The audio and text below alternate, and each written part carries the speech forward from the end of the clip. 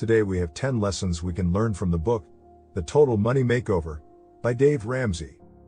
For my way of seeing and understanding things, it could be considered a basic book to know how to manage our money, since many times we think we are managing our personal economy well. But there are constant indicators that we are only going in a straight line to an economic precipice, or perhaps we have arrived without realizing it. This book shows us many facets to which we resort in order to justify our ignorance.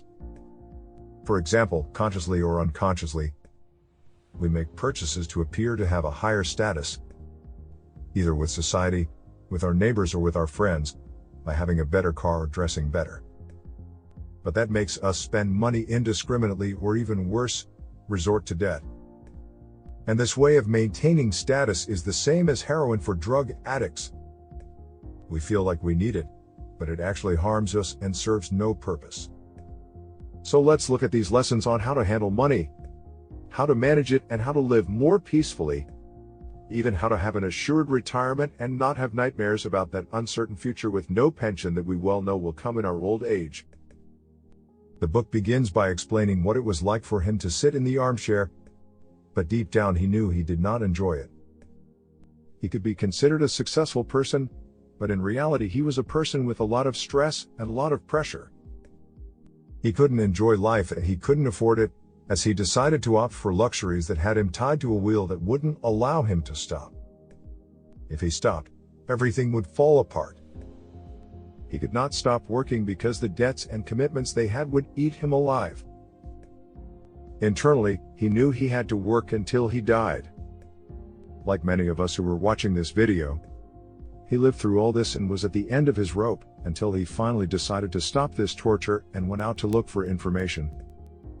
He turned to the richest people he knew, got advice, and searched for the most important points by which some people had their lives solved, while he and we have a mess in our financial and personal life. And this is where comes from the famous phrase from the book, "If you live like no one else, then you can live like no one else." In a nutshell, this refers to the fact that if you are the person who is willing to make the sacrifices that no one else wants to make today, this will allow you in the future to have a life that no one else will have. So let's start with one of the first lessons in the book, which says that the financial problems you have are not your neighbor's fault of your family's economy being poor. The financial problems are uniquely yours. The one to blame for your financial problems is you and no one else. So start by accepting the blame so you can make the appropriate changes. You have already realized that you are overweight, that you have a lot of debt, that you have problems with spending too much and in a disorganized way. Many think it is not true, but it is better to analyze your situation and also identify your problems, because 90% of the solution to a problem is to realize that it exists. So analyze where you are. Stop playing blind and find out what your problems are in your life, whether they are financial, health, personal, family, you name it. But identify the problems, because identifying the problem is 90% of the solution. Third lesson: don't let mediocrity consume you. Realize that it is something that is slowly creeping up on you until it takes over. Be very careful with mediocrity, obesity, and debt. These start out as insignificant things that may not seem relevant at first, but they are capable of causing many problems in the long run, even death. And this is where the example of the frog and the hot water is used. He explains that if you throw a frog into boiling water, the frog will rush out of the water, because that drastic change is noticeable. But what happens if the frog is placed in a bowl of warm water and you gradually raise the temperature? Mainly the frog will be calm and will not feel the change immediately until the time comes when it boils to death. So it is with ourselves. We don't get fat overnight, and we don't incur a huge debt all at once. Things happen slowly, and then accumulate, and problems become bigger and more dangerous in our life. And everything happens gradually. For example, we come in and instead of exercising or working more, we lie down and want to rest. We put in 2 to 4 hours on the cell phone or watching movies. This seems fair after a hard day of work, but in the long run this creates a habit rooted to mediocrity. It also leads to wanting to enjoy a treat because you feel weak and need to raise your blood sugar levels. but that treat then turns into a burger or tacos and a soda. But this, because it's so satisfying, you don't just do it one day. You make it a routine, because you deserve it so much for your effort. As well as you deserve to enjoy a little more of those things. You need a better couch and a better TV to rest supposedly. So you go and buy it on credit. Since the payments are very small and don't bother you in the least. Then you decide to buy a car because you feel you have already lived too much austerely. And you need to travel, and appear to have a better life in front of your friends and family. Besides, you also justify yourself and consider it as an investment because you use it to go to your job, and that's where the money comes from. You buy the car, but your partner, seeing that you bought your luxuries, asks you to think about them too. So you decide to take them to buy more things, and if they offer you credit at the store, you accept it gladly. After all, they are easy payments, and so the payments progressively accumulate until they exceed 50% of your income. Time goes by, and you no longer have money to pay your debts. They took away your car for lack of payments, you got fat and you are about to lose your job. You are already several days late coming home, because you are not used to use public transportation.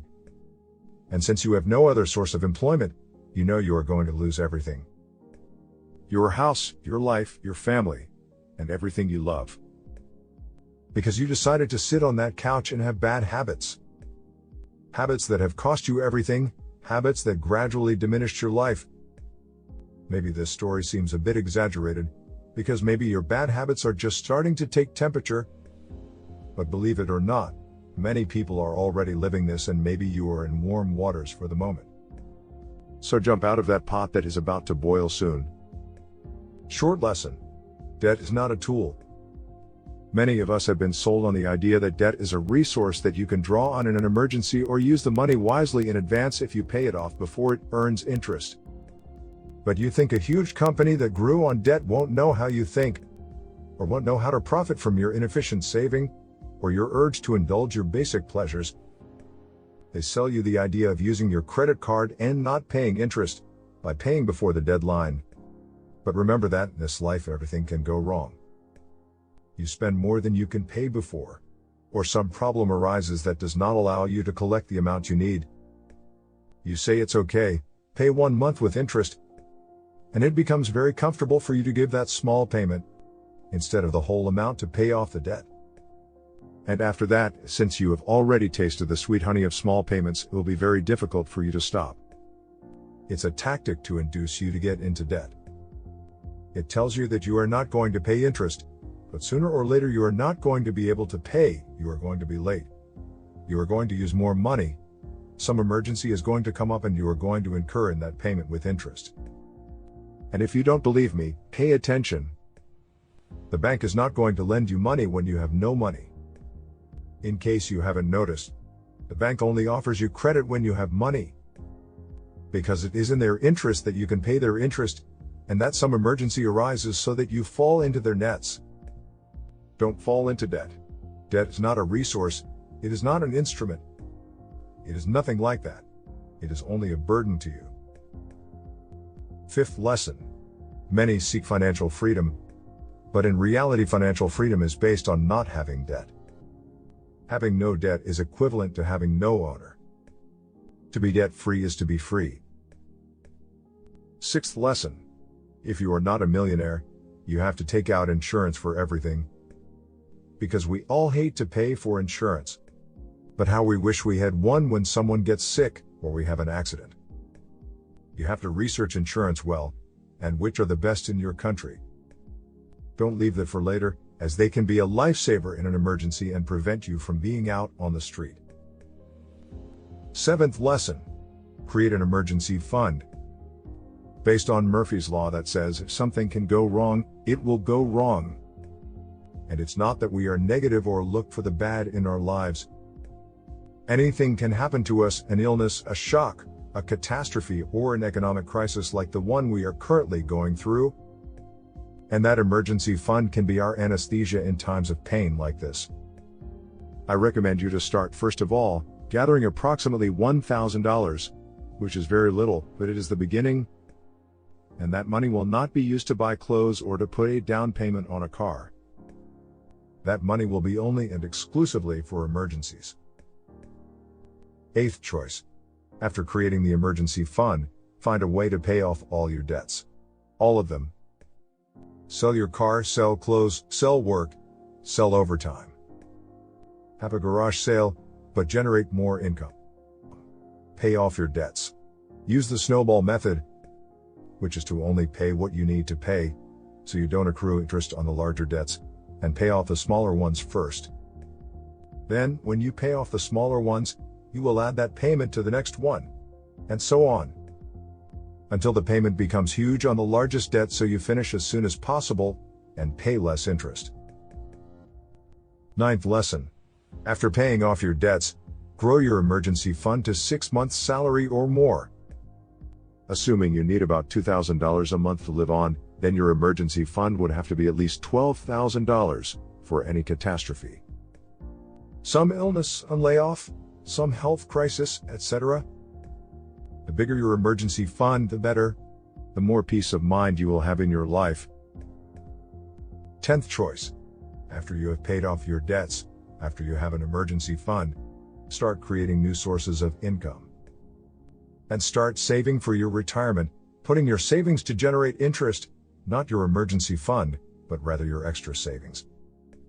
This will help you not to worry about your old age, leaving aside your retirement that your job or your business will give you, because as we all know, it will be a pittance that you will receive when you are older. So you have to look for another alternative and increase your income. And well, these are the 10 lessons I learned from the book The Total Transformation of Your Money. They are very basic rules, but they will give you an incredible peace of mind in your life. I've already started implementing them and they have already given me good results. Mainly they have eliminated a lot of stress in my life due to debt. So thank you very much for these lessons. If you liked the video, I invite you to subscribe in the red button and you will get more similar content. Thank you very much, and remember, smart work is the key to success.